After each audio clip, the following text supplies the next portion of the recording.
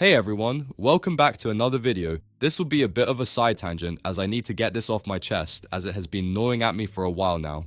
Today, I want to talk about the Epstein files. Let me be very clear at the outset. This is not going to be a comprehensive breakdown of the millions of pages that were released.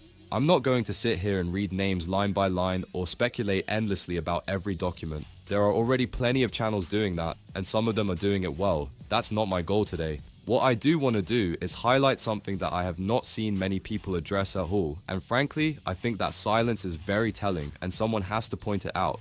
As someone of African descent who spends a lot of time on social media, I've lost count of how many times I've had to sit back and watch my entire race get dragged through the mud because of the actions of a tiny number of individuals. Over the last few years, especially, we've seen a non-stop barrage of narratives designed to generalize, dehumanize, and pathologize black people as a whole.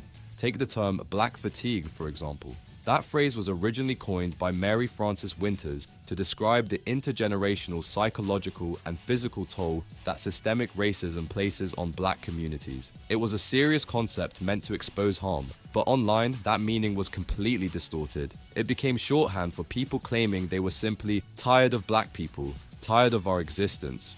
Grifters and bad faith actors took isolated incidents, sometimes involving one person, sometimes involving a handful, and spun them into sweeping claims about an entire global population. The implication was always the same, that black people are somehow hardwired to be violent, immoral, criminal, or dysfunctional, that this behavior is inherent, that it's biological.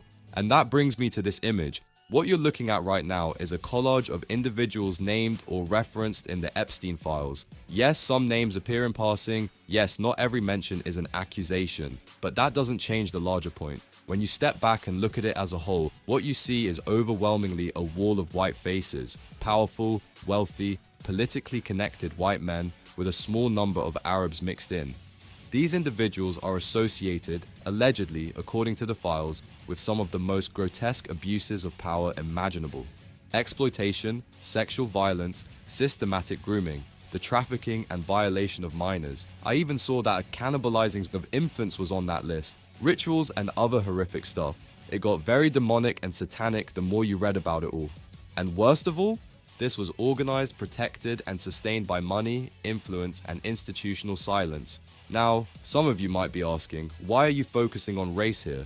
And my answer is simple, because society already does, just selectively. Ask yourself honestly, if this image were a wall of black faces, do you really believe the conversation would stop at a few bad individuals? Do you think people would carefully distinguish between class, power, and individual responsibility? Or would we see headlines, videos, and think pieces about black culture, black pathology, and what this says about black people as a whole? We already know the answer. Entire races have been demonized for far less. Entire communities have been punished collectively for the actions of individuals with nowhere near this level of power or reach. Yet here we have one of the largest and most disturbing scandals of the modern era, and suddenly everyone remembers nuance. Suddenly it's all about elites, billionaires, or power structures, anything except race. And let me be clear, I am not saying white people as a whole are evil. That is not my argument. My point is the hypocrisy. I didn't see people screaming white exhaustion or claiming that the white race is a problem and a plague on humanity. I didn't see people shout at white people to get their shit together and hold themselves accountable for the evil on that file. No discussion on what to do with the white problem. Nothing. You get my point.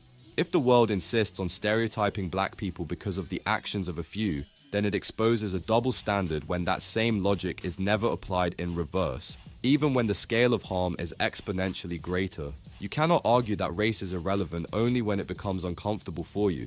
I've seen people rush to reframe this as merely a billionaire problem. I've seen others attempt to deflect blame onto vague conspiracies or scapegoat Jewish people, which I completely reject. The people named in these files are all white men and are responsible for their own actions, and no amount of narrative gymnastics should be allowed to shift accountability away from them. There's one more thing I want to address. I know a lot of people are glued to the sensational aspects of this, reading documents, reacting to names, speculating about celebrities and politicians. And while outrage is justified, I don't want us to lose sight of the most important question: what happens next? Because knowing is not enough. If these files expose credible evidence of abuse, trafficking, and criminal behavior, then the only acceptable outcome is prosecution.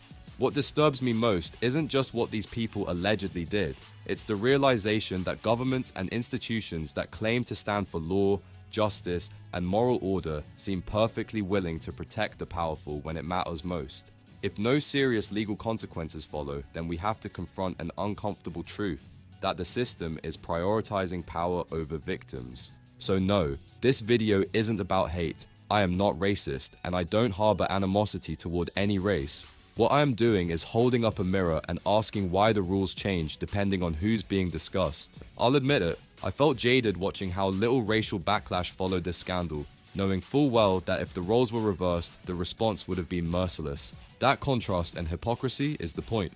Anyways, that's it from me. Let me know what you think in the comments. If you found this discussion interesting, hit the like button, subscribe, and I'll catch you guys in the next one. Peace.